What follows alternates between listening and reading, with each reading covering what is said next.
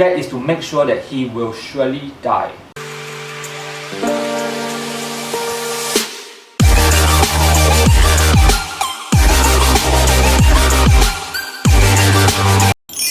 Hello Channel NITT viewers, I am DS. Welcome to another episode on Channel NITT.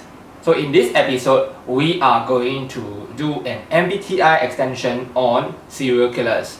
So I had already released 2 episodes on serial killers, and so as I was doing the other episodes, I was thinking, what would an ENTJ do if he were a serial killer? How would he kill and go scot-free? Most important is scot-free. It's quite easy to kill, right? But not easy to go scot-free. At least I think so. Easy to kill? Or maybe, okay. Many of my viewers may not know it, but I'm actually a very avid writer for Quora, and I write mostly on the ENTJ. And my ranking is actually quite high. A lot of fellow ENTJs say that I describe the ENTJ very well and I am on point. So now I am speaking on behalf of many other ENTJs. So if you are an ENTJ watching this, and after having described how I would kill people if I were a serial killer and you resonate and you think that you also might think the same way, do comment below. And if you do not yet know the definition of a serial killer, go watch my previous episode first. So let's go ahead with today's topic. How would an ENTJ serial kill and go scot-free?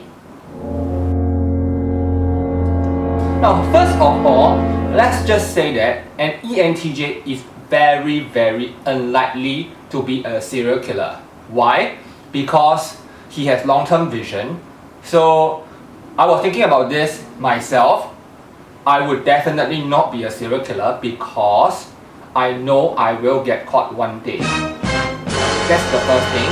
As a single man, I will not be able to win a team of police detectives that's equipped with advanced technology. But the chances of an ENTJ becoming a serial killer becomes higher, though not significantly higher, if he or she lives in a country which is very big and the system is not as advanced. I mean the police systems and their technology. Another reason why an ENTJ is unlikely to be a serial killer is that there is no reason why he should kill a random stranger. So a true psychopathic serial killer kills because he derives the pleasure of killing another human being. The ENTJ sees no logic in this, so he's unlikely to do so. But since the topic for today is how an ENTJ is likely to serial kill and try to go scot-free, I will try to imagine the answers.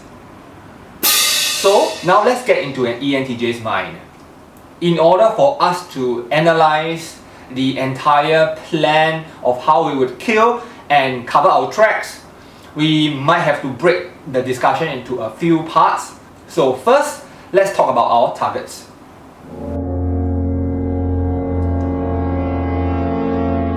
While a common psychopathic serial killer tends to kill strangers at random, the ENTJ is unlikely to do so. So if an ENTJ were to kill, then he probably has to kill somebody he really hates. So it could be an ex-girlfriend who has cheated on him, cheated him of his life savings. It could be an ex-boss who has tormented and oppressed him.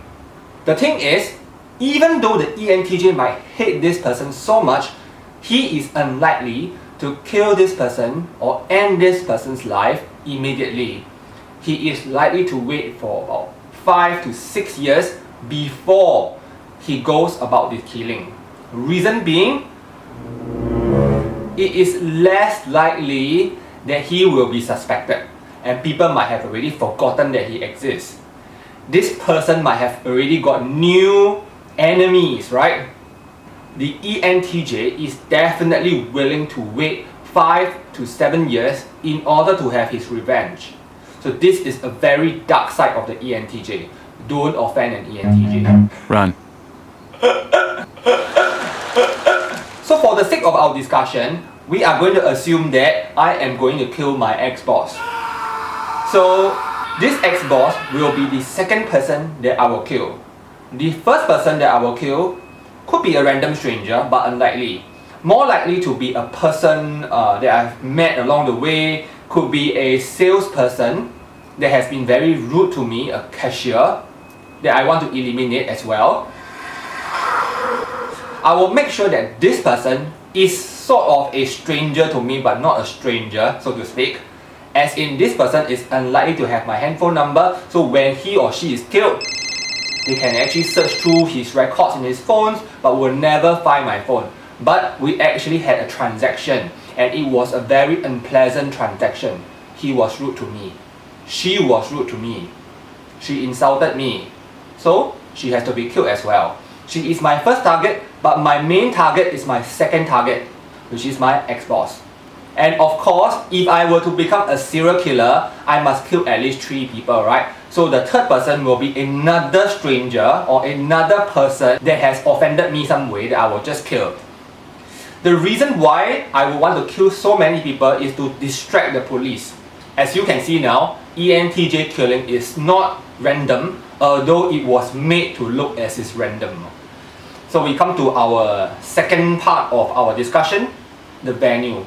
Where would a ENTJ choose to kill?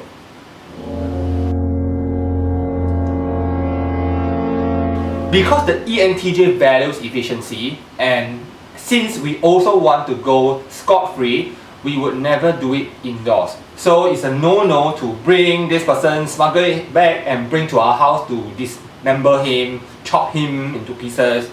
That will leave too many traces for the police if they start to suspect me.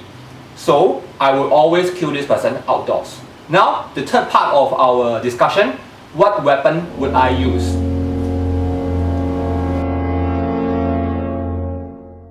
Well, hypothetically, since I am imagining, right? So I can imagine any weapon that is available, though it's not available in my country.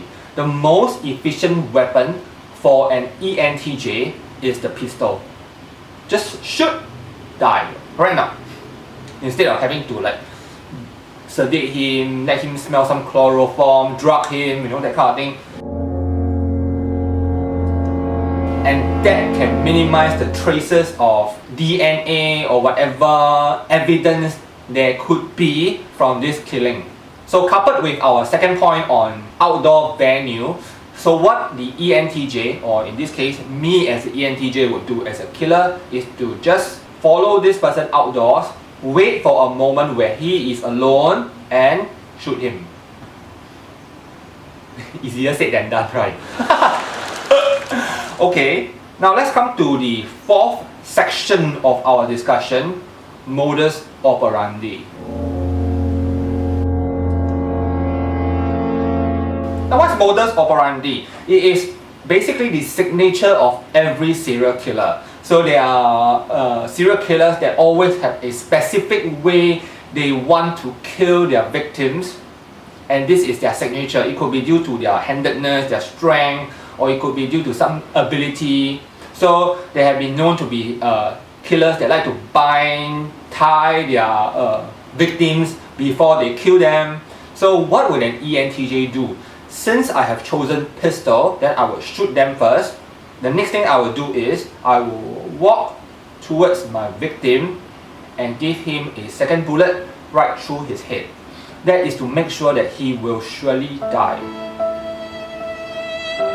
So my modus operandi is to shoot first, walk towards him, shoot him in the head.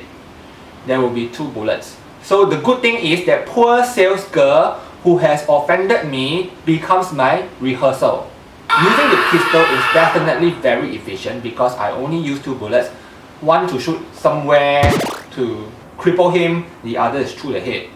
The next thing is if I had to use something like a knife, then it might be very complicated because the person might struggle and such. Also, because I hate my boss more than I hate the sales girl, I am likely to step harder, right? So the police might also get this as an evidence. How come this person steps harder for the second victim than the first? So the bullet is going to be a much clearer and easier way to cover my tracks. Okay, there you have it. So this is a hypothetical situation in which an ENTJ might kill. So if I were a serial killer, I am likely to only stop at 3. Because the more you kill, the easier it is for you to get caught. And also for an ENTJ, he does not derive any pleasure in killing. However, let's have a bonus question. What would make the ENTJ more likely to kill? So the answer to this question is very curious.